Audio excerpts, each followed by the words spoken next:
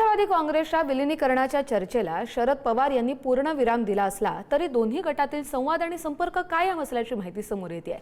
भविष्यात राजकीय परिस्थितीनुसार नवे मार्ग शोधले जाऊ शकतात अशी प्रतिक्रिया अजित पवार यांच्या राष्ट्रवादीतील एका वरिष्ठ नेत्याने दिली आहे आणि त्यामुळे विलीनीकरणाची चर्चा थांबली असली तरी राजकीय समीकरणांचे दरवाजे अद्यापही पूर्णपणे बंद झाले नसल्याची चर्चा राजकीय वर्तुळात रंगू लागली आहे।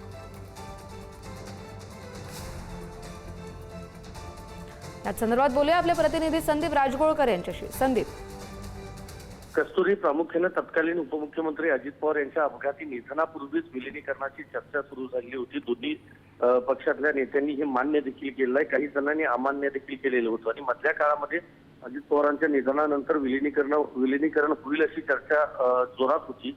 मात्र त्याला काहीसा पूर्णविराम मिळाल्याचं चित्र बघायला मिळत होतं आणि त्यातच आता 2-3 दिवसांपूर्वी जेव्हा बारामतीमध्ये ज्येष्ठ नेते शरद पवार यांनी पत्रकारांशी संवाद साधला तेव्हा त्यांनी स्पष्ट केलेलं होतं की विलीनीकरणाचा आता चर्चा पूर्णपणे थांबलेली आहे। मात्र अजित पवारांच्या राष्ट्रवादी काँग्रेसमधल्या एका वरिष्ठ नेत्यानं पुढारी न्यूजला जी माहिती दिली आहे त्यानुसार जरी सध्या चर्चा बंद असली तरी चर्चेची दारं मात्र अद्याप खुली असल्याचा दावा त्यांनी केलेला आहे आणि नवी समीकरणं कशी असतील पुढे त्यानुसार नवे निर्णय होऊ शकतात। भविष्यातली राजकीय परिस्थिती बघून विलीनीकरणाची चर्चा किंवा निर्णय जो आहे तो होऊ शकतो असं त्यांनी म्हटलेलं आहे।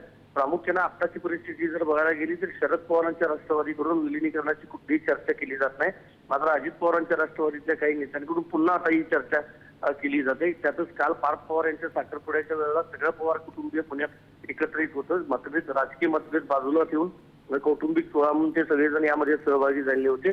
तेव्हा आता शरद पवारांनी ही भूमिका मांडल्यानंतर पुढं नेमकं काय होतं हे बघणं महत्त्वाचं असणार आहे। धन्यवाद संदीप दिलेल्या सगळ्या माहितीसाठी।